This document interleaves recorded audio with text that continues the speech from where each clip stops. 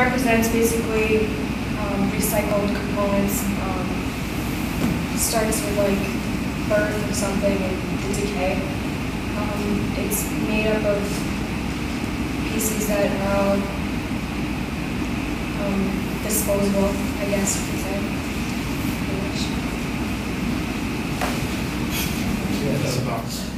Is that an Oreo cookie that it's sitting on? Because it looks a lot red like. licorice underneath it. Doesn't it look a lot like an Oreo cookie? It's a bottle made out of? Plaster and styrofoam. Plaster and styrofoam are disposable. What's that pink stuff there? Is that wax? This? No, on the base, the sort of, oh, saran wrap. I sell, like, the styrofoam is like not disposable, but I salvaged it from just being thrown, you know, into a dump.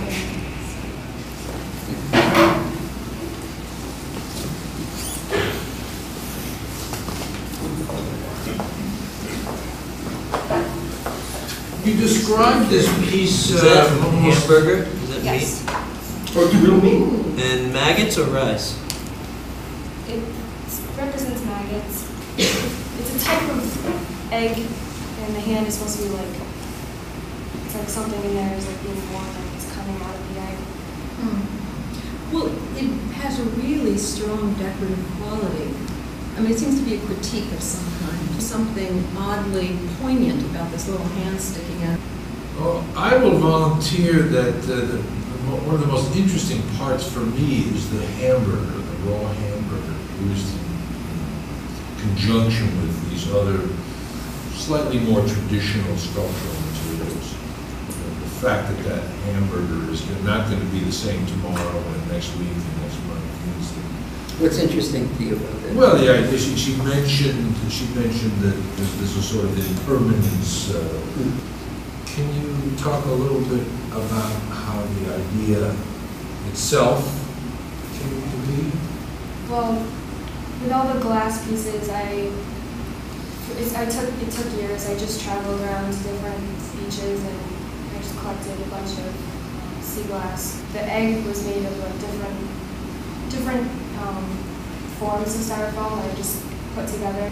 You know, there's something very fetishistic about this object that you've made. It seems like in some ways, a doll. And that's what's so odd about it. Like some little doll, like Like they they call could walk, those little like those lawn little things that ornaments, walk. A shmoo. No, but you know those little mechanized things that make wind-up things. It looks like that. Yeah. No, but I mean, you know, you can see this on like what are all those home decorating shows where they're Right. Oh, yeah. You put a lampshade on it. Yeah. I thought it'd make an excellent one. Except for the meat, you know. Right. It's not so much birth as evisceration. It's like reached in and it's you know showing us its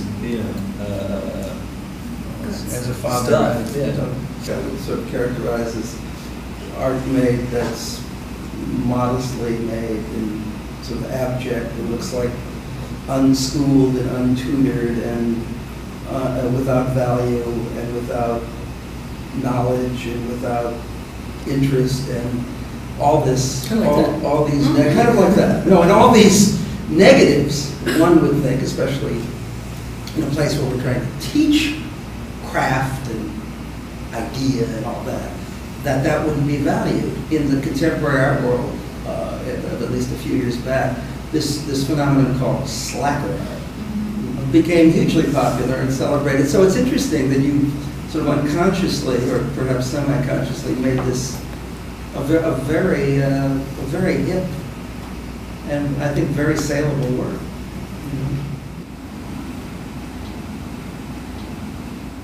This piece is called Second Chance. It's because, well, I was walking through the woods looking and I saw a bunch of sticks and I wanted to put them together and make something a little bit bigger. Give them a second chance to be part of something else. Yeah, the wire sculptures hanging are representing, I guess, the fruit of the tree. I'm hearing words here that don't necessarily go with what I'm looking at, and sometimes it's the words that are more interesting than the imagery. And I can't say that exclusively here either, because if I were to separate out some of these I wanted to give the piece like a sense of life, and like, because I mean, all the branches are isn't dead. I think what he means is that the fruit kind of dresses up like a tree, and the same way these little ornaments and dressing on fashion. I mean, it just makes it a Christmas tree. Yeah, I know what he means, and I don't dispute the fact that there's a charm to what he's doing here, but I think there may be 2 or 3 different pieces that are at work here, rather than, and you know, for him to sort this out and maybe separate them out and have approach each one individually. So this is a branch, isn't it, tree? Well, yeah, they're just branches from, I made it. What do you mean you made it into a tree? These parts, all the branches, it was just one stick. Glued in. Right. Great illusion. What would you do if you had all the time in the world? Would you make a more elaborate tree? I mean, that's kind of ingenious, the way you piece dead twigs together to make you know, we're all professionals and we didn't know it was a piece together. Speak for yourself. You're a sculptor, if you knew, but it's a pretty good illusion. Would you do even more elaborate illusions? Well, yeah, there's like a bunch of knobs coming off that I could have put more sticks, but I was worried about, you know, getting branches in the way of the spinning. Because I think Mark was responding, as I was, to the act of surgically reconstructing a tree, which is not like grafting because you're using all the dead wood, but then disguising it in this manipulative, very interesting way, very careful way. I think that they're interesting things that you're playing with. I mean, one thing when you talk about the wire, the idea of maybe moving from, I don't know what, making a branch and another branch out of wire or something, I don't know. What interests me also is you could call them the alive things, and you call the tree the dead things.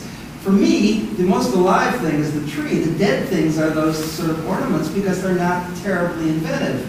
And I guess your idea of life is something that moves. I want to go back. You characterized the ornaments as complicating it. I think they do the opposite. I think I'm not saying you're successful in doing it. No, do that. But if I don't think they do it all. I think they simplify it. They kind of dumb it down in a way. I mean, that sort of Like pathetic urge to rebuild it, you know?